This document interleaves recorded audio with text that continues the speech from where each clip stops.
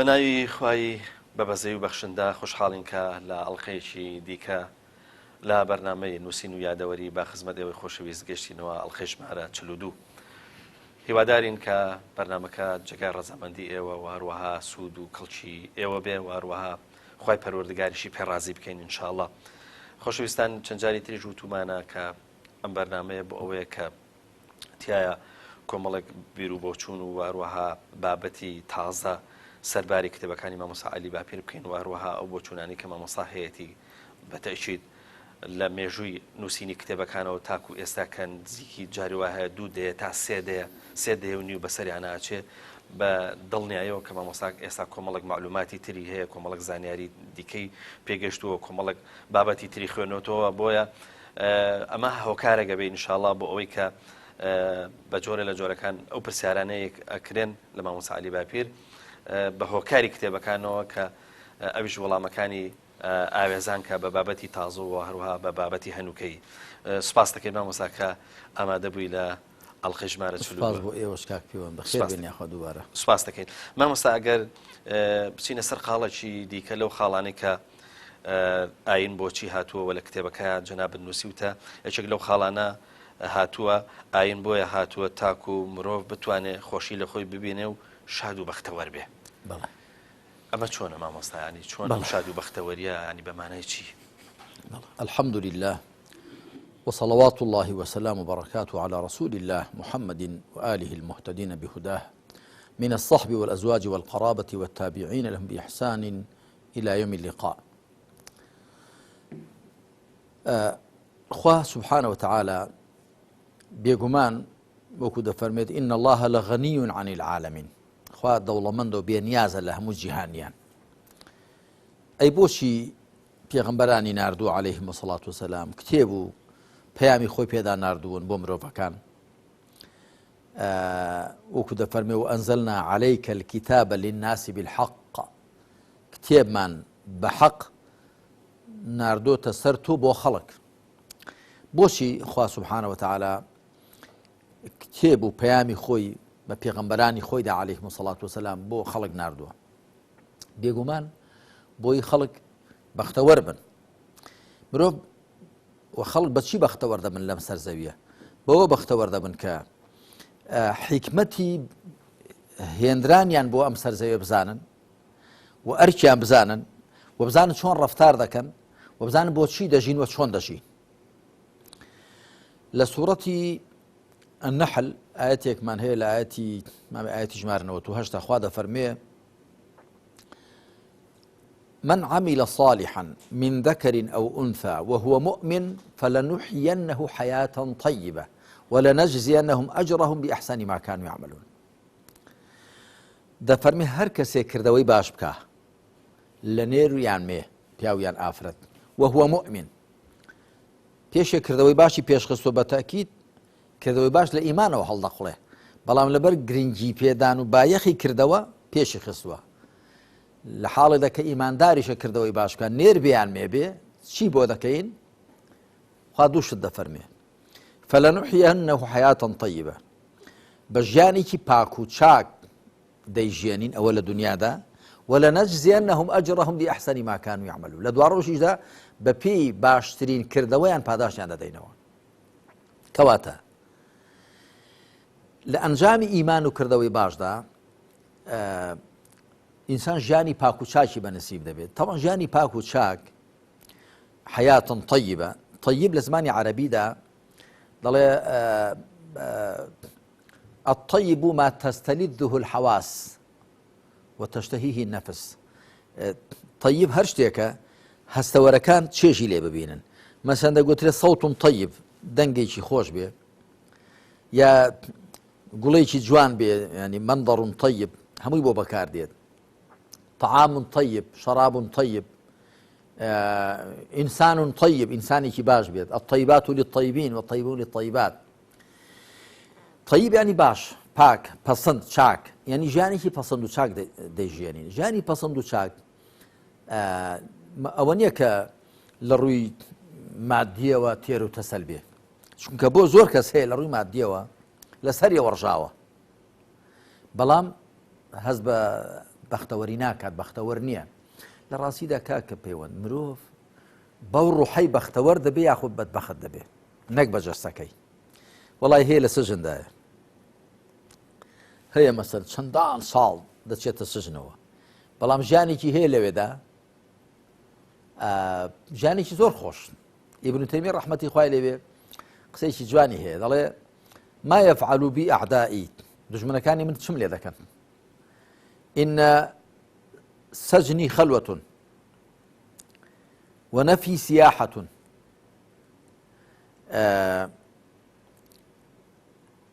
ئەگەر سجنم بکەن دەچمە اعتیکافەوە ئەگەر دەرم کەن سیاحەت دەکەم وەقەتلی شەهادەتون وەگە بشم کوژەنەوە شەهید دەبم جامە ئەمنی شتێکیکەم بۆ زیاد کردووە گوتومە وتعذیبی کەفارەتون ئەگەر ئەشکنجەشم دەن پاک دەبمەوە مانە هەرچی لێت کەنە قازانشتە جا عەزیزەکەی من ئیمان وات لێ دەکات ئەو لەو شتە ناخۆشانەژە تۆ هەر قازانج بکەی ئەگەر دەرتکەن ئەگەر سژنت کەن ئەگەر تەعزیبت دەن ئەگەر بتکوژن قازانج بکەی ئەی لە شتەکانی کە بە تەریقولەرا قازانج دەکەی ئەتۆگە بە ناخۆشی لە ناخۆشەکاندا براوە بی ئەی لە خۆشەکاندا چۆن براوەنی بە چی وار لێ دێ بەهۆی ئیمانەوە بەهۆی پەیوەندی لەگەڵ خوا سوبحانە وتعالە دەیخۆ هەشە وەکو کوردەواری دەڵێن ئەگە سەری دەپڵاو و گۆشت تێگرن لە خانوێکی دابێ خشتێکی زێڕەوەیەکی زیو بێت بەڵام لەم دەروونەوە ئازاد نەبێ لەو دەروونەوە خۆشن و ئارامی بۆنەیە بەدبەختە و ماڵوێرانە با لە کۆشک و تەلاردا بێ جا بۆ چەند کەسێ لە بەرپرسانی گەندەڵ لە دەوڵەمەندان و سەروەتمەندانی کە لە پەنای بەرپرسانی گەندەڵدا بە مشەخۆری دەوڵەمەند بوون چەند کەسی سەرۆت و سامانی زۆرە بەڵام بڕوات بێ هەر سەرۆت و سامانەکەی بۆی بەڵایە بۆ جارێ یەکەم بە حەرامی پەیدای کردووە لەسەری عیبدار و گوناهبارە یەک دوو هەر فکری دەکات و چۆن بیپارێزیان چۆن زیادی کە هەر لە فکری زیادکردن و پاراستنیدایە لە زیادی لە فکردا بێت چۆن بۆ خۆی ئیسیفادەی لێ بکە سێ دڵی نامڕتاحە کە بەجێی دێڵێ یا بەجێ دێڵێت یان ئەو سەرۆتەکەی بەجێ دێڵێ یا سەرۆتەکەی ئەو بەجێ دێڵێ خۆ دنیا وایە یا بەجێت دێڵێ یا بەجێی دێڵی وانە جا مەبەستم کەواتە کە خوا دەفەرمێ ئاین گوتومە خوا ئاینی بۆیە نادە مرۆڤ بەختەوەر بێت چونکە لە ڕاست مرۆڤ بە ڕوح بەختەوەر دەبێ ئەو ڕوحەش بەچی شاد دەبێ ئەلا بذیکری لای تەطمئین القلوب کاکە جەستەی مرۆڤ ئەگە برسید بوو دووسێ مست خواردنی تێکە تێر دەبێت ئەگە تینود بوو هێندێک ئاوی تێکە ئیشباع دەبێت تێر دەبێت وانە کەیفی لە ڤیتامینات توشت بۆ لە بڕێ میوە و ڤیتامینات توشتەوە ئیشباع دەبێت بەڵام ڕوحەکە بەچی تێر دەبێت ئەلا بذیکری الله تطمئن القلوب جا ئێستا لە هەندێک لە وڵاتانی بۆیە لە دەوڵەتانی ئسکەندنافی سوید و نەرویج لە هەندێک لە دەوڵەتانی دنیا کە بەرزترین ڕێژەی خۆشگوزەرانی لەوەیە بەرزترین ڕێزەی خۆکوشتن و ئینتیحاریش لەوەیە بۆ ئەو مرۆڤە تەماشا دەکە هیچ نەماوە تحقیقی کە و پەیدایکە لە دنیادا لە ڕوە جەستەیەکەیەوە ئاین و بەرنامەکەشی وا هەر مرۆڤ وەکو جەستە تەماشا دەکا و ژیان وەکو مادە تەماشا دەکا ێ تەماشا دەکات تێر بووە لێدەڵ ئەو زار چیت بەڵام ئینسانی ئیماندار هەرگیز تێر نابێ بۆ چونکە بە ڕوح دەژێت جەستەکەی بەڵێ بە تۆزە خۆراکێک تێر دەبێت بەڵام ڕوحەکەی بە یادی خوش نهایەتی نییە ناسینی خوا نهایەتی نییە زانیاری و معرفەت کۆتایی نییە هەمیشە وەکو حەدیثەکەی پێغەمبەر دەفەرمی عەلەیهی سەڵات وسەلام من هومانی لا یەشبیعان طالب علم طالب مال دوو کەس هەرگیز تێر ناخۆن کەسێ بە دوای زانستدا دەگەڕێ و کەسێ بە دوای ماڵ و ساماندا دەگەڕێ ماڵ و سامان پەیوەندی بە جەستەوە هەیە عیلمەکە پەیوەندی بە ڕوح و ناخەوە هەیە ئاخر ئەساسی مسلمانەتی و دینداری بریتە لە عیلم و معرفەت بریتە لە ناسینی خوا ناسینی دروستکراوانی خوا ناسینی خۆت ئەوە ئەساسی دینداری مسلمانەتیە مامەسا لە خاڵێکی ترە هاتووە ئاین بۆیە هاتووە تاکو بەرەی مرۆڤ کات بە یەک بەرە و ڕەش و سپی و بۆر لەژێر دروشمی لا ئیلاهە ئیلا الله محەممەد ڕەسوول اللهدا جێگا کاتەوە بەڵێ بەس مامەسا ئەگەر ئاوا سەیری ظاهیری دنیاکەیت لەلایەک ئەو سروشتی ئینسان لەوەیە کە هەر ڕەنگە خوددا کرد بەم شێوەیە بێ کە لە نێوان ئینسانەکانە ململانە هەیە بەتەشیت و لە لایەکی تریشەوە ڕەنگە زۆرینەی زۆری ئێستا خەڵکی سەر ڕووی دنیا نهات بێتە ژێر دروشمی لا إله إلا الله محەممەد ڕەسوول اللهەوە قسەکەمان لەسەرەوەی ئەمەی کە ئاین هاتووە ئەندازەیە مەسەن بۆ من ئیسلام هاتووە بۆ ئەوەی کە خەڵکی بخاتە ژێر دروشمی لا إله إلا الله محەممەد ڕەسوول اللهەوە ئەندازەیەک مەحاڵ نییە نەخێر مەحاڵ نییە خۆ ئەوە دەگەڕێتەوە بۆ ئیرادەی مرۆڤەکان بەڵام هەموو ئەو خێر و شەڕ و چاکە و خراپانە دوجار هەر لەژێر کۆنتترۆڵی ویست و ئیرادەی مرۆڤەکاندا بەڵام ممکنە گونجاوە و جێبەجێش کراوە کاتی خۆی یعنی تۆ گەر تەماشای سیرە و ژیانی پێغەمبەری خاوەن سەڵات وسەلام کە یەکەم جار ئەو ئاین و پەیامەی خوای پەروەردگار دێنێ لە دواکەوتوترین کۆمەلگادا دەیهێنێ یەکێ لە حکمەتەکانی وەکوم لە کتێبی سۆزی نەتەواتیدا باسم کردووە حکمەتی هەڵبژاردنی نیوە دوورگەی عەرەبی و گەلی عەرەب بۆ ئەوە کە دوا پەیامی خۆی تێدا بنێرێ بۆچی ئەگەر لە نێو ڕۆمدا ناربای ڕۆم خاوەنی شارەسانێتی پێشکەوتن بوون ئەگەر لە نێو فارسدا ناربای لە ناو هیند و چیندا ناربای بەڵام لە نێو دواکەوتوترین گەلدا ناردوێتی تاکو دوای ئەو گەلە زۆر دواکەوتووە کە دوایی دەگەنە لووتکە لە شارستانێتیدا لە چەسپاندنی دادگەریدا لە برایەتیدا لە خۆڕازانەوە بە بەها بەرزەکاندا لە پەرستشەکاندا لە هەبوونی بووناسەیەکی ڕاست و دروستدا وەختێک لە هەموو ڕێکەوە دەگەنە لووتکە دەزانرێت کە ئەو بەرزبوونەوەیە لەو حاڵەتە نزمەوە هەڵچوونە و گەیشتە لووتکە هی ئیسلامە ئەگەر ناگەر لە نێو وڵاتێکی دیکەدا بواە دەیانگوچاو گەل هەر بۆخواان خاوەن شارەسانەتی بوون جاجا و شارەسانەتیان نزم و جاجا بەرز دەبنەوە هەڵبەز و دابەزیان دەبێت بەڵام ئێستا گەلی عەرەب کە لە حەضیض بوون لە خوارێ بوون و دوای گەیشتونە لووتکە وەکو ئیمامی عومەر خوا لێ ڕازی بێ کە دەچوو بۆ شام سواری وەڵاخێک بوو دوای گەیشتنە باتڵاخێک دابەزی دامێنی هەڵکرد و باتڵاخ دەزانیت چییە قوڕ و چڵپاوێک ئاوە بەنێو کەوت شوێنەکە وا بدە و بەنێو کەون دابەزی و بەنێو کەوت و دەڵێ ئەوانەی لە گەڵی بوون وتیان ئەمیری مؤمنین ڕۆمەکان ئەگەر ئاوا تۆ ببینن تەمان شام بڵین کاتی خۆ بەدەست ڕۆمەکانەوە بووە بەڵە دوای هاتۆ ژێڕچێفی ئیسلام بەڵام ڕۆمی هەر لێ بوون ڕۆمەکان نەسرانیەکان ئاوا تۆ ببینن کەسی یەکەمی دەوڵەتی ئیسلامی ئیسلامی لا بێنمود دەبێت دەڵێن تەماشای ها بەنێو گەورەکەیان سەرۆکەکان بەنێو قوڕا و سڵپا دەکە بە پێخواسی یا سواری وڵاخێکی ئەوە بارجی ئەوەیەکت بۆ بێنین ئەتا دەڵێ بارجینێ شتێکیان بۆ هێنا ئەسپێک ئاوا لە بنیدا ئەوە دەبوو بە نەوعێک دەڕوا دەڵێ فەرمی ئەوە زۆر بە فیزە ئەو وڵاخە دام بەزێنن وڵاخەکەی خۆم بۆ بێنەوە هەڵ ناپەڕێەوە هەڵ دەبەزی و دا ناخەوا فێر بووە ئەوە فیز دەکات کەشخە و فیز دەکات ئەوم پێ خۆش نییە جا قسەیەکی کرد إن الله تعالى أعزنا بالإسلام فمهما ابتغينا العزة في غيره أذلنا الله خوابه إسلام وإيمي بالا دست كردوه خاون عزتي بيداوين إيما أقر بو عزت بقرين لغير إسلام دا خوا زليل من دكا عرب شون زليل بون وازاني بعلمانية وبسوسياليزم وبكومونيزم وبشي ئەوە دەبن هات چۆن زەلیل بوون پاشکۆ هات چوونە بوونە خێر و بێریان بەدەستی دوژمنان و زلهێزانەوەیە فعلا جا قەزێکە ئەو پرسیارەکەی جەنابەت کە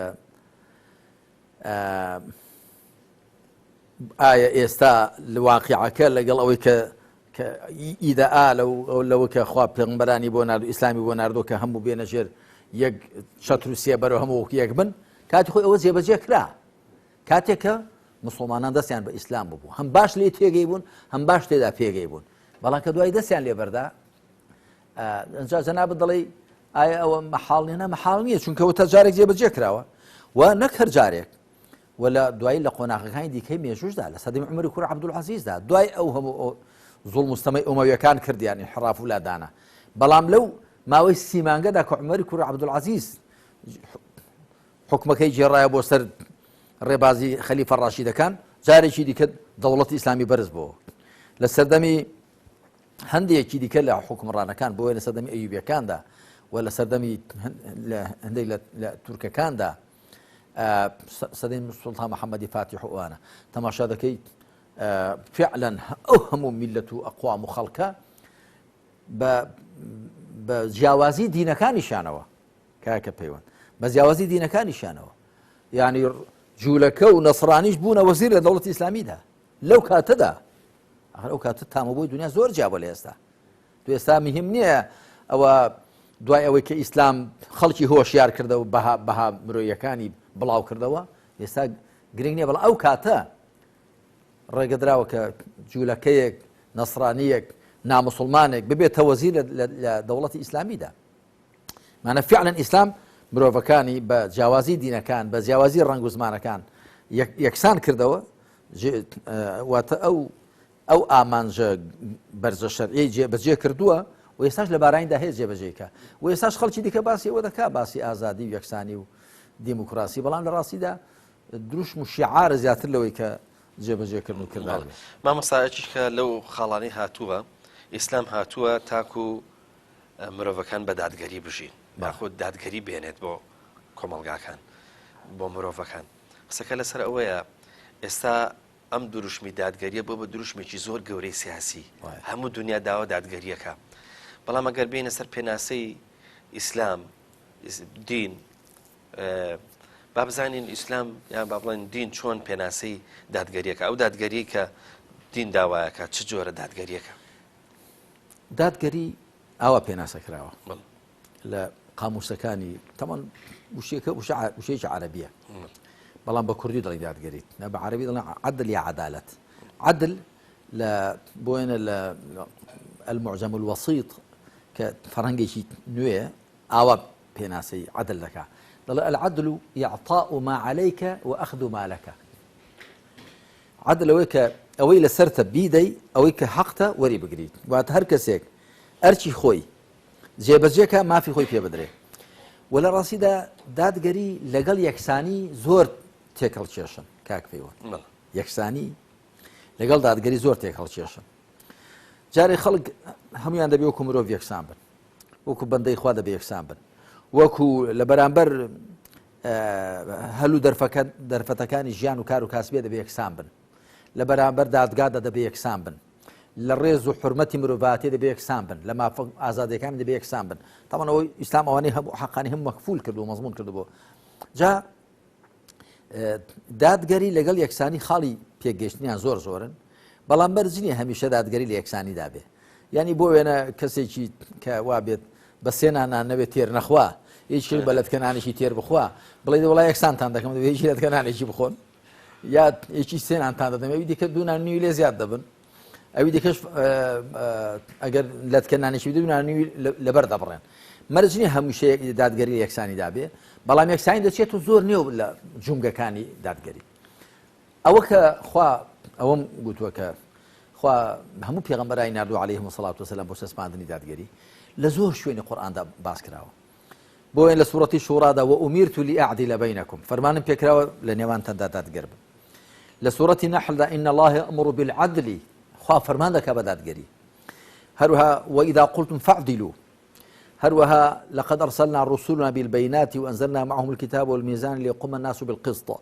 جاء أم ليقوم الناس بالقسط خلق بۆی خەڵک بە دادگەری بەڕێوە بچن هەموو پێغەمبەرانمان ناردووە هەموو کتێبەکانمان دابەزاندوون یعنی چی یعنی لە ڕووی نەتەوەیەوە هیچ نەتەوەیەک سەردەست و دیکە بندەست نەبێت لە ڕووی ئابووریەوە چینایەتی و قڕپڕی نەبێت لە ڕووی کۆمەڵایەتیەوە ئەوە نەبێ وڵا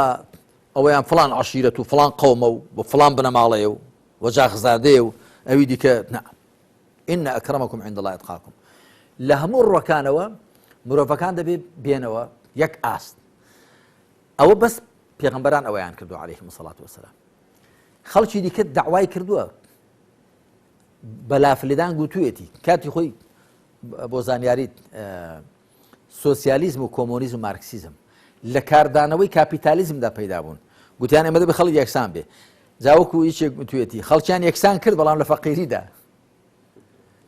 ئەندامانی لیژنە مەرکەزی بوونەوە شوێنەوە چوونە شوێنی بورژوا و کاپیتالیستەکان لە ڕاستیدا بەڵام لە ئیسلامدا تۆ تەماشا بکە ئەو ئەبوبەکر سیدیقە خوا لێی ڕازی بێ ئەوە عەبدوڕەحمانی کوڕی عەوفە و عوثمانی کوڕی عەفانە ئەوانی کە دەوڵەمەند بوون لەنێو هەواڵاندا خۆیان بە هیچ لاف و امتیازیشان لەدا بەسەرەوەی دیکەدا ماڵ و سامانەکەی کە بە ڕەنجی شانیان بەدەستیان نەک بە گەندەڵی و بە پۆخەڵی ئەویشیان بەکار هێناوەتەوە بۆ خزمەتی خەڵک و وڵات تەنانەت پێغەمبەر عەلەیهی سەڵات وسەلام جارێک کە عوثمان خوا لێ ڕازی بێ ماڵێکی زۆر خەرج دەکات دەڵێ پێغەمبەر دەفەرمێ ما ضر عثمان ما فعل بعد اليوم دەفەرمێ عوثمان لەمە دووە هەر هەڵە و کەم و کوڕێکی هەبێ زیانی پێناگەێنێ ئەمڕۆ خزمەتێکی وای کردو بە ئیسلام لە کاتێکی وا تنگانە دەفریای مسلمانان هاتووە مەبەستمەوەی کە ئەوانش کە خوا پێدا بوون هەبوو بوون بە ڕەنجی شانی خۆیان پەیدایان کردووە بەڵام دیسان خۆیان بە خاوەنی مطلقی ماڵەکەیان نەزانیوە لە خزمەتی خەڵکدا بەکاریان هێناوەتەوە جارێکی دی کەواتە ئەوە کە ئیسلام هاتووە دادگەری بچەسپێنێ هەر نەهاتووە خۆشی عار بێڵێت یعنی بیلالی حەبەشەی بۆ وێنە تۆ تەماشای ئەو نموزەجە مێژوویە بکە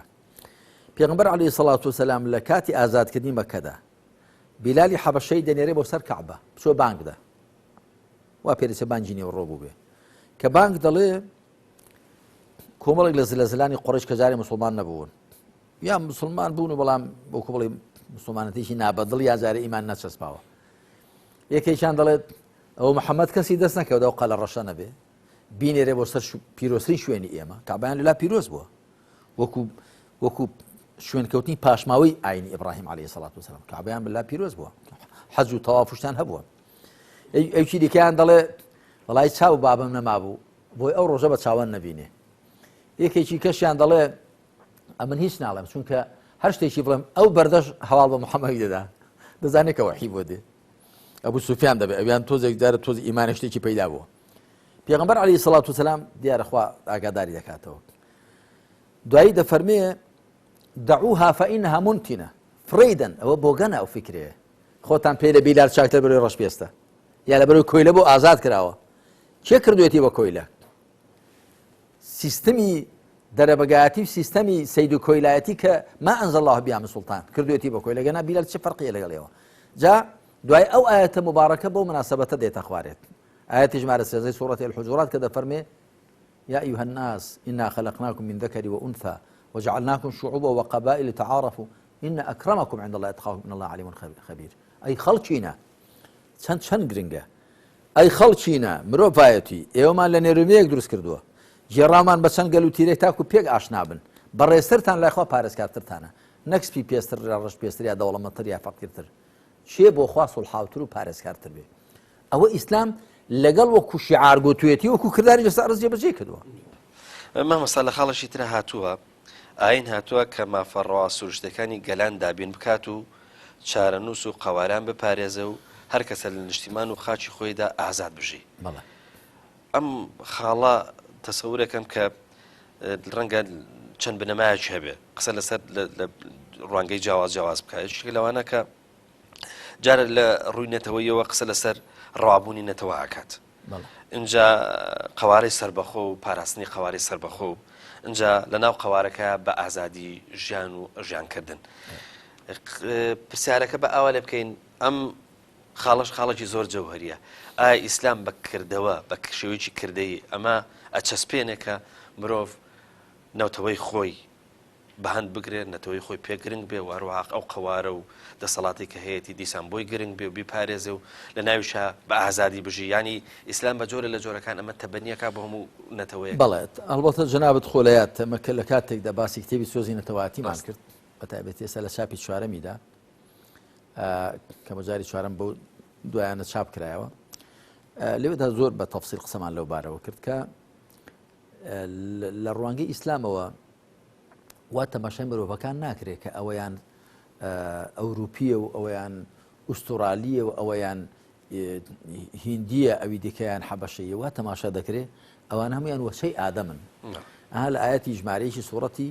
النساء دا يا أيها الناس اتقوا ربكم الذي خلقكم من نفس واحدة وخلق منها زوجها وبث منهما رجالا كثيرا ونساء أي خەڵکینە پارێز لەو پەروەردگارەتان بکەن لە یەک نەفس دروستی کردوون هاوسەرەکەشی هەر لە خۆی واتە لە جنسی خۆی و لە شێوەی خۆی نەک حەوا لە ئادەم جیابوو بێتەوە کە هەندێک لە توێژەران وایان لێک داوەتەوە توانە حەوا لە پەراسوی چەپی ئادەم دروست بوو ئەوە لە پەیمانی کۆندا وا دەڵێ بەڵام خوا دەفەرمێ لە شێوەی خۆی هەر لە جینس و ڕەگەزی خۆی بۆ چونکە کاتی خۆی لە نێو فەلسەفە و بیرروبۆچوونەکانی مرۆڤدا لە نێو یۆنان لە هیند لە چین ئەوە زۆر مشتمڕی لەسەر بۆ ئایا ئافرەتیش هەمان ڕوحی وەکو پیاوی هەیە یان نا ئیسلام دەڵێ بەڵێ یەک جینسن چوە لە سوورەتی لە ئاەتی 21 سوورەتی ئەڕوومدا دەفەرمێت خەلق لەکم من ئەنفوسیکم ئەزواجا لتەسكنوا إليها لە خۆتان هاوسەرانتانی بۆ دروست کردوون لە خۆتان ئەگەر دوێنراوەکان پیاوان بن واتە ئافرەتانیشی لە جینسی خۆتان دروست کردووە ئەگەر دوێنراوەکان ئافرەتان بن واتە پیاوانیشی لە جینسی خۆتان دروست کردووە جاخۆ ئەگەر حەوا لە ئادەم جیابوو بێتەوە بەپێی ئاەتی ژمارەیەکی سوورەتی ئەنیسا خەلق منها زەوجەها دەبێ هەموو ژنێک لە مێردەکەی جیابوو بێتەوە بەپێی ئاەتی 21 سوورەتی ئەڕووم بەڵام دیارە پێچەوانی واقعە کەواتە وەکو چۆن ئاەتەکەی سوورەتی ڕووم مەبەست پێی ئەوە نێو ناگونجێ لەگەڵ واقعەتێک دەگیرێ ئاەتەکەی سوورەتی ئەنیسائیش هەر بە کەواتە ئاوا تەماشای مرۆڤەکان دەکرێت کە هەمویان دروستکراوی خوان و هەمویان بەندەی خوان و نە لەسەر حیساب نە لەسەر بناغی نێرایەتی و مێیایەتی نە لەسەر بناغی ڕەگەز و زمانیان تەماشایان ناکرێ لەسەر بناغی مرۆڤ بوونیان و وەچەی ئادەم و حەوا بوونیان تەماشایان دەکرێت لەسەر ئەو بناغەیە عەرەبێک چەندە حەقی هەیە بنەتەوە لە قەڵەم بدرێ کوردێکی هێندە حەقی هەیە تورک و فارسی چەندە حەقیانە کوردێکی هێندە هەروەها ئەفغانێکیش هەروەها قەومێکی دیکەش ئەوە یەک ئەوان چەندە مافیان هەیە قەواری سیاسیان هەبێت لە نیشتیمانی خواندا ئازاد بن کوردێکیش و بەلوچێکیش و ئەمازیغێکیش ئەمازیغەکانی ئەفریقیا ئەوانی هەمان مافیان هەیە لە ڕاستیدا بزانیان برچینەیەکیان داناوە دەڵێ التەسویەة بین المتماثلین عدل والتفرقة بين المتماثلين ظلم یەکسانکردنی شتە چوونیەکەکان عەدلە لێکجارکردنەوەی شتە وەکو یەکەکان زوڵمە باشە ئەوەش مرۆڤە ئەوەش مرۆڤە ئەوە نەتەوەیکی ئەوش نەتەوەیکی ئەوە زمانێکی ئەوە زمانێکی دەبێت زمانەکان و نەتەوەکان و نیشتیمانەکان بێکچەوە تەماشا بکرێن چکە خوا سوبحانه وتعالى جیاوازی ڕەنگ و زمانەکانی بە نیشانەکانی خۆی داناوە واختلافكم ألسنتكم واختلاف ألسنتكم وألوانكم إن في ذلك لآيات للعالمين جیاوازی زمانەکان و ڕەنگەکانتان لەوەدا نیشانە هەیە بۆ زانایان چکە زانایان نەبێ لێ ناکۆڵنەوە بزانن کە ئێستا 4000 زمان لەنێو مرۆڤایەتیدا هەیە و ئەوهم ڕەنگە جیاجیانە هەن بەڵام ئەوە جیاوازی ڕەنگ و زمانەکان نیشانەی پەروەردگارێتی خوایە نەک پاساوی خۆ بەسەرێکدا فەڕزکردن و یەکدی بە کەم تەماشاکردن کەواتە بەڵێ ئیسلام وا تەماشا دەکات و کاتیش ئیسلام جێبەجێ کراوە کاکە پەیوەند لەسەر ئاستی هەموو مرۆڤایەتی ئەو قەوارە سیاسی ئیسلامی کە هەبووە ئەگەر چ بڕ حکم بە شەریعەت کردبێ بە یەک چاو تەماشای هەموو مرۆڤەکانی بەس ببوورە مام مەسابە من پرسیارەکە بە جۆرێکیکە بکەمەوە ببوورە دەگوترێ لەسەر ئەساسی ئینسانی بوون و نەتەوەی بوون ڕەنگە ئیسلام یەکتری قوبوڵکە ئەوانی تر قوبوڵکە بەس قسەکە کە هەیەتە سەر بواری ئاین کێشەکە لێرە دروستە بێ ینی ئاین و ئاینزای تر قوبوڵ ناکە ئەمەش قسەیەکە ئەسڵ ئەساسی نیە چونکە خۆی پەروەردگار دەفەرمێ لا ئیکراها فی الدین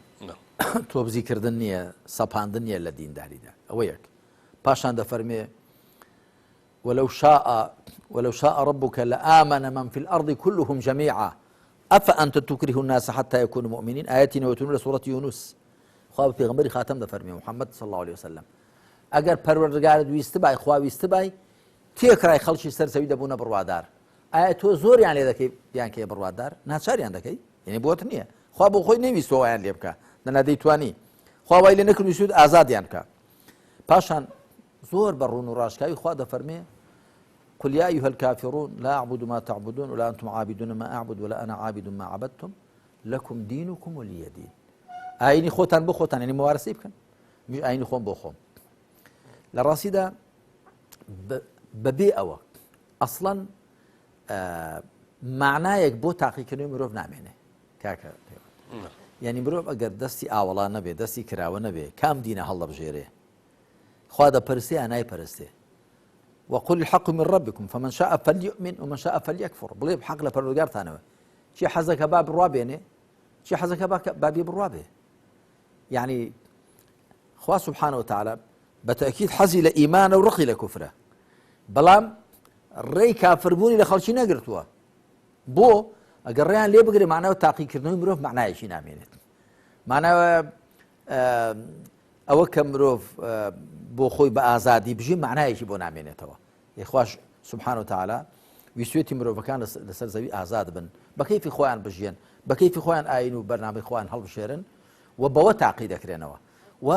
ئیسلام بۆ ئەوەکو مەبدە وەکو تیۆر وەکو تەطبیقی عملی و پراکتیزەکردنیش تۆ تەماشا بکە لە دەرەژەی دەوڵەتی ئیسلامیدا هەر بۆ وێنە دوور نەڕۆین یەزیدیەکان کە داعش هاتو ئاوای لێکردن کە داعش دروستکراوێکی مخابراتی نێودەوڵەتی بوو بۆ ناشرینکردنی ئیسلام و تەوژمی ئیسلامی بەتایبەت بەڵام تۆ تەماشا بکە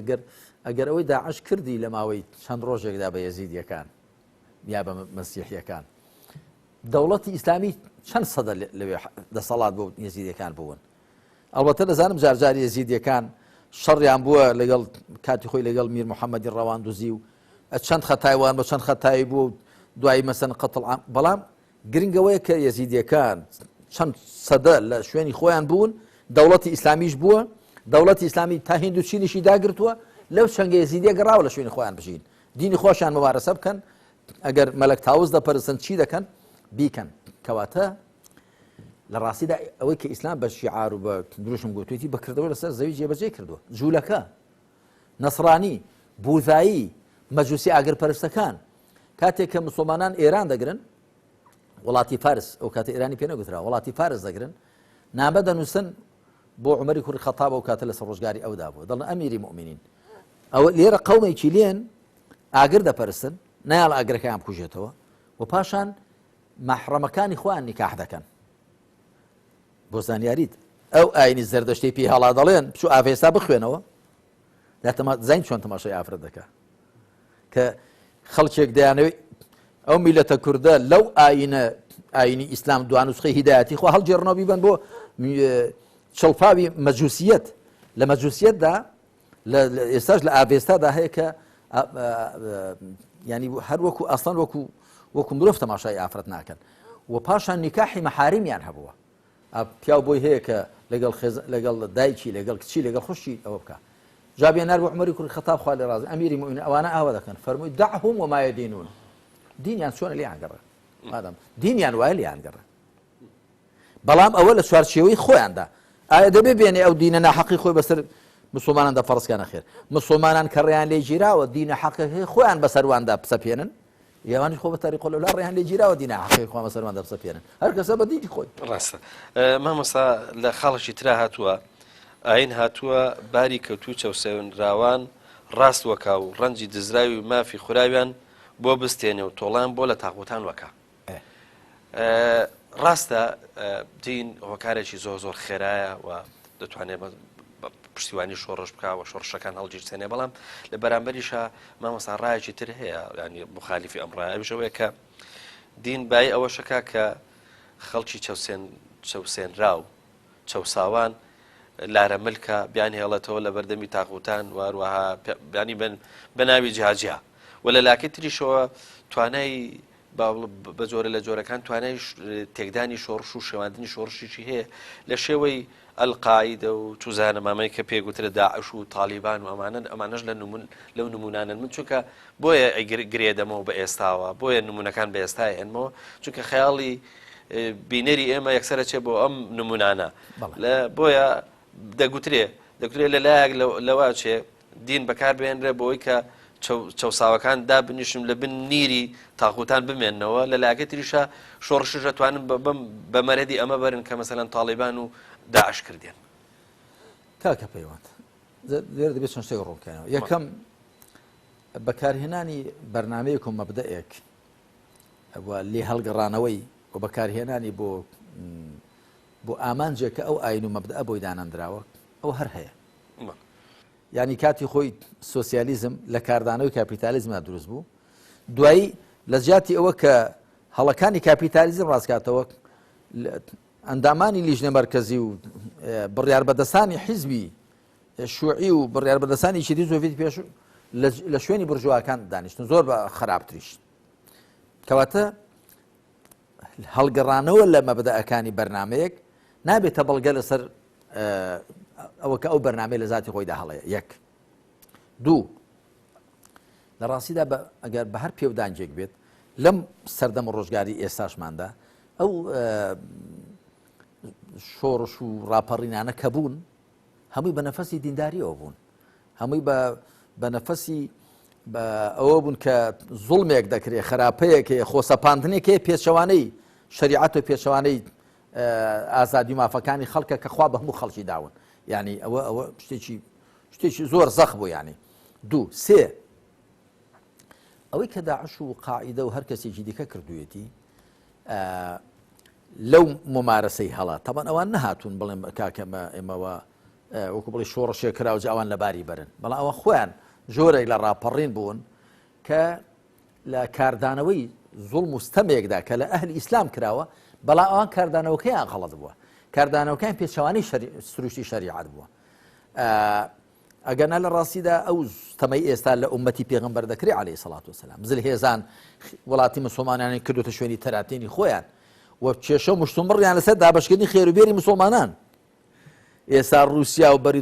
وڵاتانی ئەوروپی و رووسیا و چین و ئەمریکا و جوولەکە و لەسەر چی کێشەیانە؟ لەسەرەوەی چۆن ئەو گۆشتی خێرە لە بینی خۆیان دابەشکەن. ئەوە حاڵەتێکی نەویستراوە و لە ڕاستیدا دەبێ و حاڵەتە بەگژیدا بچێەوە، بەڵام ئەوان چوون بە شێوازێکی ناشەرعی بەگژ ئەوەدا چوونەتەوە و لە ڕاستیدا زەرەرەکەی ئەو جموجۆڵە پەڕگیرانە وەکوم لە کتێبی پەڕگیریدا کە لە چاپی دووەمیدا هەڵۆشانەوەی پەڕگیری باسم کردووە، ئەو جموجۆڵانە زیاتر زەرەریان لە ئەهلی ئیسلام تاوە. بەڵێ جار ئەندەنگراونێکیان لە بەریتانیا تەقاندۆتەوە لە وڵاتانی ئەوروپی مەسەرەن بەس سارەیەک هەندێک خەڵکی شێلاوە کە بە تاکیشتی غەڵەت و پەڵەتەوە، بەڵام زەرەری گەورەی ئەو جموجۆڵە پەڕگیری و تێپەڕێنەرانە بۆ ئەهلی ئیسلام بووە و بۆ ناشرینکردنی ئیسلام بووە، کەواتە نابێ ئەوە لەسەر ئیسلام حساب بکرێ. ینی ئایا دەبێ ممارەسە و کردەوەی شوێنکەوتوانی ئاینێ کە پێچەوانەی سروشتی ئاینەکەیە و لە سومعی ئاینەکە دەبێت لەسەر ئاینەکە حساب بکرێت بە تاکید نەخێر. جاو بەنسبەت ئیسلامی شۆ ڕاستە و بەنسبەت کەسانی کە وتم کاتی خۆی لە سۆسیالیزم هەڵگەڕانەوە و لە پەنای سوسیالیدا بوونە کاپیتالیست، ئەوەش بەسمەوانی شۆ ڕاستە و بۆنە بەنسبەت بیری نەتەوایەتیەوە کاتێک کە کەسێک بیری نەتەوایەتیە لانی نەتەوایەتی دەکاتە کراسی عوسمان و دوایی سەروە دۆ سەرێکنان و بە ملیار لێرکردنی حیزب و خزمی پێپەردە پۆش دەکا کاکەم کوردایەتی دەکەم یانەمە عەرەبایەتی دەکەم، تو کاکە لە پەنای کوردایەتی و عەرەبایەتی دەبێ ملیار لێر، ئەوە پێچەوانەی کورد بوونە، پێچەوانەی عەرەب بوونە کە تۆ کورد بوون، ینی دەبێ خزمەتی مونەتەوە کات بکەی. وەختێک کە کوردایەتی وای مامەڵە لەگەڵدا دەکرێت، نەتەوایەتی وای مامەڵە لەگەڵدا دەکرێت، جا کوردایەتی بێ عەرەبایەتی بێ تورکایەتی بێ ئیسلامەتی وای مامەڵە لەگەڵدا دەکرێت، مامەڵەکە غەڵەتە، بەڵام ئەتۆ نابێت پەنجەی ئیتیهام بۆ خودی ئاین و یا خودی بەرنامە و فیکرەکە کە بە ناوی ئەو مبارەسە غەڵەتانە دەکرێن و پێشەوانەی سروشتی ئەو بەرنامێن بە تاکید ممارەسەی هەڵەی شوێن کەوتوانی ئاین و بەرنامەیەک ناکرێتە بەڵگە لەسەر ئەو ئاینە مادام پێشەوانی سروشتی بێ. بەڵێ مامۆستا لە خاڵشی ترە هاتووە ئاین بۆیە هاتووە بۆ ئەوەی ئینسان بتوانێت لە چنگاڵی نەفس و ئارەزۆکانی ڕزگاری بێ و جڵەوی نەفسی هاری خلۆر و سەرکێشی بکەوێتە دەست بیر و هۆشی. لە خاڵشی دوای ئەوەشدا هاتووە ئاین بۆ ئەوە هاتووە تاکو و ڕەوشت و خوی بەرز و پەسند و لایەنی معنەوی و فریشتە ئاسایی ئینسان گەشە بکە و پەرەپستێنێ. ئەگەر ئەمە کەمێک ڕوونکەینەوە ئەمەیان چۆنە؟ ئەمەیان پەیوەندی ڕاستەوخۆی ئاین بەکوێوە ئەو پێشتی باسمەکە بە ناخی مرۆڤەوەیە، بە دەرونی مرۆڤەوەیە. مرۆڤ تا لێرەوە چاک نەبێت قەت چاک نابێت. ئەوەی کە پێغەمبەر دەفەرمێ عەلەیهی سەڵات وسەلام ئەلا ئین فی الجەسەد مضغة إذا صلحت صلح الجسد كله وإذا فسدت فسد الجسد كله ألا وهي القلب. وهو لە صحیح بوخاری مسلم داهاتوو. ئەو دڵ و دەروونە ئیمان و ئیسلام سەرکاری پێشێ لەگەڵ ناخی مرۆڤدا هەیە. لێرەوەیە کە چاکی و خراپی مرۆڤ سەرچاوە دەگرێت. جا ئیسلام کاریگەری ڕاستەوخۆی لەسەر دڵ و دەرونی و پاکردنەوەی دڵ و دەرونی مرۆڤ هەیە لە ڕەذائیل خوو خدە خراپەکان و ڕازانەوەی بە فەضائیل، وەکو ئەهلی تەسەوف دەڵێن تەسەوف بریتێ لە دوو شت، التەخلیة من الرذائل والتحلیة بالفضائل، بژارکران لە سیفەتە خراپەکان ڕازێنرانەوە بە سیفەتە پەسەندەکان. ئەوە ئاین دەیکا ئەوە تەنیا پەیوەندی لەگەڵ خوا دەتوانێت ئەو گۆڕانکاری بەسەر مرۆڤدا بێنێ ئەوە تەنیا ئیمانە ئەو ئیکسیرەیەکە دەڵێن کاتی خۆی گەڕاون بۆ ئیکسیر وتانە مادەیەکە بەسەر ئاسنی دایکە دەکاتە زێڕ ئەوە ئیمانە ئەو ئیکسیرەی کە بەسەر مرۆڤێکی دا بکە خراپتری مرۆڤ بێ دەکاتە چاکتر مرۆڤ وەڵاهی من خەڵکم بینیوە شڕ و دڕ نەگونجاو بێتەبیعەت خراپ لە شەو ڕۆژێکدا دوای ئەوەی ئیمان و هیدایەت تێکەڵ بە دڵ و دەرونی بووە بۆتە بەشەرێکی دی بۆتە مرۆڤێکی دیکە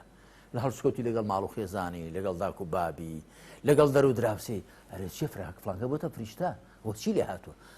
وەڵا کاکەوە دەڵێن بڕیاری داون وێژام کە ئەوە ئێستا هەمووشی مزگەوت تێ دەکا ئەوە پەیوەندی لەگەڵ خوا چاکە چاک بوون لەگەڵ خەڵک بەرهەمی ڕاستبوونە لەگەڵ خوا وەکو عەبدولقادر گیلانی ڕەحمەتی خوای لێ بێ دەڵێ ئیسلام صدق مع الحق خلق مع الخلق ئێستا وایە دەگەڕێ گەنجەکانمان چۆن چاکەین چۆن ئەوە هەمووی خەریکی تریاک کێشان و شەرابخۆری و فەساد و بێبەندوباری و لە چاخانەکان دەکەوتون و خەریکی نێرگە لە کێشان و بەزمەڕ چۆنیان چاکەین چۆنیان چاکەن وەسڵیان کەن بەخواوە پەیوەستی کە بەخواوە ئەو دڵ و دەروونە بە پەیوەندی لەگەڵ خوادا ئەو خژنی بۆ دێ و ئارام دەبێ و ئیشباع و تێر دەبێ و چاک دەبێ و پاک دەبێ ونفس وما سواها فألهمها فجورها وتقواها قد أفلح من زكاها وقد خاب من دساها بشي نفسي مرو باكو شاك بإيمان بشي خراب دي بكفر وتاوان كواتا فعلا أين بوي هاتو كمروف لناخوة شاكا هو مروف قال لناخوة شاك نبي بروالات هیچ نییە لە بەرچاوی خەڵکی خۆی جوان دەکا و قسەی باش دەکا وەکو زۆر لە سیاسیانی ئەم ڕۆژگارەی ئێمە دوورکوژی نزیک خەسارن ڕواڵەت جوانی نێوەڕۆگوێرانن دوورکوژی نزیک خەسار زانیان چی لە دوورەوە جارێوە کابرا ئافرەتێک دەبینێ خۆی بۆ دەکوژێ دوای کە لێ نزیک دەبێت تۆ دەڵێ وڵای خەسار بوو هەوو نەبوو ئەوەیە دەڵێن دوورکوژی نزیک خەسار هەیە لە دوورڕە تەماشایەکەی جوانە دیمەنی لە ڕووی خەڵکە سیاسیەکە کە لەگەڵی تێکەڵ دەبێ وێرانە بۆیە یەکێ لە هاوڵان خوا لێیان ڕازی بێ ئەوە مەدحی پێغەمبەر دەکا عەلەیهی سەڵات وسەلام کاکە پەیوەند دەفەرمێ من خالطه بديهة هابه وإذا خالطه أحبه من رآه بديهة هابه ئەگەر کەسێک تووپەر پێغەمبەری بینی بە هەیبەتی لێ دەکرد سامی هەبوو کە لەگەڵی تێکەڵ دەبوو خۆشی دەویست ئەوە گرنگە کە ئەگەر لەگەڵی تێکەڵ بووی خۆشت بوێ کە لێی نزیک کەوتێ و لە نزیکەوە ناسیت نەک لە دوورەوە خۆشت بوێ دەنگی دەهۆڵ لە دوور خۆشە لە دوورەوە خۆشت بوێ کە لێی نزیک کەوتێ لە بەرچاوت بکەوێ وەکو شاعیرەکە گوتی تسبع بالمعيدي خير من أن تراه شاعر كبو ناي معيدي بوا جنابت شونك بياويش أديب ونسري معيدي ديار شاعر جم ناو دار ونسر بوا كابراك لا والله تيجي ديكو على شاعر كدوره وهاتوا بدنجو باسو مدحو سنايوا كدي تويتي لقالي تماشاي كدوا سكي ونهاتو تبرشاو تويتي تسمع بالمعيدي خير من أن تراه معيدي هر نايبي بيسي باشا نقل قالي كيف قلبي بيبيني كاك لە حەقیقەتدا ئەم دەروونەی ئینسان بە پەیوەندی لەگەڵ خوا چاک دەبێت ئەمما وەشی دیکە ڕواڵەتەکەی دەگوژێ قسەی چاک بکە چەند لەو بەرپرسانت بینیون وا دەکەین وا دەچین ئەمن وا دەکەم هیچیشی ڕاست نەبووە وانە کەواتە ئینسان لە ڕاستیدا بەچی دەبێتە خاوەنی قسەی خۆی بەچی وەفادار دەبێت بەچی پاک و چاک دەبێت لەگەڵ خەڵک بەوە کە لەگەڵ خوادا ڕاست بێ و مامۆستا ناتوانم پرسیارێکی تر بکەم بەڵام هەر لە نزیک ئەم پرسیارە شتێکی تر بەوەی ئەم وڵامەم پێخۆش بوو ئەم خاڵی ئەم کۆتاییە ئەوش ئەوەیە کە فعلەن دین توانای ئەوەی هەیە و زۆر کارە لەوەی کە ینی ئینسان جاری واگاتە ئاستێک کە وەکو دڕندەیەک وایە کەچی کە ئیمانێنێ و دەستەکا بە نوێژ و ئەبێ بە ئینسانێکی متەدەین فعلەن وەکو ئەڵێ ئاو بە ئاوگریاکەن ئاوای لێت بەس مامۆستا دادەمەرچێ جوانە ئەو کۆپ و کوڵ و هەڵچوون و داچوون و بەزم و ڕزم و شڕ و دڕیەی نامێنێ دەبێتە بەشەر بەس مامۆستا زۆر جار سروشتی ئەم سروشتە ئەگۆڕێ لە کاتێکا کە مەسەلەن ئینسانە بێ بەدەسەڵاتدار لە بواری حکومڕانیە لە بواری چوزانم حیزبیە لە بووە جاجاکانە ئەم ئینسانە هێدو هێ منە ئەم ئینسانە متەدەگینە ئەم ئینسانە ئارامە کاچێتە چوارچێوەی دەسەڵاتەوە کە دەسەڵاتێ بێ سبحان الله نازانانی بە جۆرە لە جۆرەکان سروشتەکە گۆڕ مەرجنی هەموو کەس تەماشا بکە تەمانە من بە شێوەیەکی گشتی نەبووم ڕاستە ئەوە كلا إن الإنسان ليطغى أن رآه استغنى مرۆڤ یاخی دەبێت کاتێک کە هەستی بە بێنیازی کرد چ بە سەرۆت و سامان چ بە دەسەڵات جارێ بەهۆی زانست ینی بەسەر خەڵکی دیکەدا داخوڕێ لە کەوری خۆی دەردەچێت بەڵام ئەوە بۆ کەسێکە کە پەیوەندی لەگەڵ خوادا چاک نەبێ یا هەر پەیوەندی نەبێت بەڕاستی کاکە پەیوەندی ئێمە تەماشا دەکەین هەر لەم ڕۆژگاری خۆماندا هەیە ولا لە مێژوودا کە تەماشا دەکەی کەسێک کە پەیوەندی لەگەڵ خوادا بوو بێ ئەو پەیوەندی لەگەڵ خوا ئەو بەندایەتی بۆ خوا ڕێی لێ دەگرێ ئاخی بێت ئاخر بۆکو پێشتر باسم کرد لەکوێ کەسێک بێنێ 5 ڕۆژ ڕۆژی 5 جار شەو ڕۆژی 5 جار سەر بۆ خوا بخاتە سەر زەوی پاچی بۆ خوای بەرزم سبحان ربي الأعلى وبحمده ستایش بۆ خوای هەرە بەرز یا سبحان ربي العظيم وبحمده یا التحيات لله لە خزمەتی دانیشتیان ئاوە لە خزمەتی بۆ ئەوە ئەگەر چ بڕ نوێژەکەی نوێژ بێ وای لێ دەکا کە بەسەر خەڵکدا نەخوڕێ لە کەوڵی خۆی دەرنەچێ سنووری خۆی بزانێ و بزانێ کە ئەو دەسەڵاتە کە پێی درا ئەو سەر و زامانەکە ئەمانەتێکە لە دەستی بێدا دانراوە وەکو سولەیمان عليه الصلاة والسلام فەرمووی هذا من فضل ربي ليبلوني أشكر أم أكفر ئەمە بەخششی پەروەردگارمە تەماشا تاقیم دەکاتەوە سوپاسگوزار دەبم یاخود سەپڵە و ناسپاس دەبم نەگوەکو قارۆن بڵێ إنما أوتيته على علم عندي ئەو سەرۆت و سامانم بەهۆی زانیاری خۆمە پێدراوە ئەو پەیوەندیە لەگەڵ خوایە کە شێوەی مامەڵەکردنی ئینسان لە سەرۆت و سامانیدا لە دەسەڵاتیدا دیاری دەکا ئەوش کە خوا لە سوورەتی قەسەسدا دەفەرمێت تلك الدار الآخرة نجعلها للذين لا يريدون علوا في الأرض ولا فسادا والعاقبة للمتقين ئەو مەنزەرگای دوا ڕۆژە بۆ کەسانێکی دادەنێین کە لە دنیادا نایەنەوێ نەخۆ بەرزکەن و خۆ بسەپێنە بەسەر خەڵکدا نە تێکدان بکەن ئەوانەی کە بۆ خوا سوڵحاو ببن وایان کردووە ئەوانەی بۆ خوا سوڵحا بن وا دەکەن و لە ڕاستیدا کەسێک پەیوەندی لەگەڵ خوادا محکەم بێ بەخوا تۆزە ژیانێکی دنیا و تۆزە تەماعێک و تۆزە دەسەڵاتێک هەوایەک نییە بچێتە کەل لێەوە و ئەنجا خۆی لێ بگۆڕێ بەڵام ئیدی بە هەر حاڵ مرۆڤ ئەگەر پەیوەندی لەگەڵ خوانە بخوا بە مساویشی دەکەوێتە مەلە بە تۆزە تەماعێک هەر تۆزە گیرفانی گەرم بوو خوا بە حەق ناناسێ وەرزانانی خەڵکم بۆ خزمەتی وی دروست کراوە بۆ خزمەتی خۆی بنەماڵەکەی و حیزبەکەی دروست کراوە کاکە تۆش و هەموو بۆ بەندایەتی بۆ خوا دروست کراون ئەو پارە و سامانەی سا لە دەستی تۆدایە ئەگەر لە دەستی ئەوەی پێش تۆدا مابایەوە نەدەگەیشتە دەستی تۆ ئەو کورسیەی ئێستا لە بن تۆیە ئەگەر لە بن ئەوەی پێش تۆدا مابایەوە نەدەگەیشتە بن تۆ کەواتە لە بن تۆشدا نامێنێتەوە چاوی چاوم ئەو کورسیە یا لە سەری هەڵدەستێندرێی یا لە بنت دەردەهێندرێ یا بە خۆت بەجێ دێڵی یعنی ئەگەر ئینسان ئەو حەقیقەتە بزانێ و حەقیقەتی ژیانی دنیا و خۆی تەماشاکە و دوا ڕۆژ خۆی تەماشاکە و خوا ببینێ بەسەر خۆیەوە چاودێری خوا ببینێ بەسەر خۆیەوە هەرگیز سەرۆت و سامان و دەسەڵات بغڕای ناکا و لە کەوڵ خۆی دەری ناچوێنێ و سنووری خۆی دەزانێت سپاس دەکەینەوە ئەڵخێژمانە 42 کۆتایی هات سپاس بۆ وەڵامەکانت سپاس بۆ حوسەڵەت سپاس بەوەی کە ماندوومان کردی و لەگەڵمانە بووی سپاس دەکەین وەڵا سپاس بۆ حوسەلەی جەنابت جارێ تۆ شتێک دەڵێ دوایە من وەکو بڵێ دەیچمە دوێ لەوانەیە زیاتر لەوەی کە جەنابەت چاوەڕێ دەکەی لە خوپۆفی لێ دەکەمەوە لە وەڵامەکە بەڵام پیاوێکی بە حوسەلەی لەگەڵمدا ئەمە سپاس بۆ جەنابت سپاس دەکەم چەند خاڵێکی ترماوە ئینشاءالله بۆ بەرنامەکانی داهاتووی هەڵەگرین سپاس دەکەین جارێککە مامۆستا سپاس بۆ ئێوەش و بۆ جەنابیشت و بۆ هاوکارانیشت کە لەگەڵ سپاس دەکەین بەڵە خۆشەویستان سپاس بۆ ئێوەش کە تاکو ئێرە بینەری بەرنامەکەمان بوون تاکو بێگەشتنوێکی دیکە هەمووتان بەخوای گەورە ئاسپێرین خواتان لەگەڵ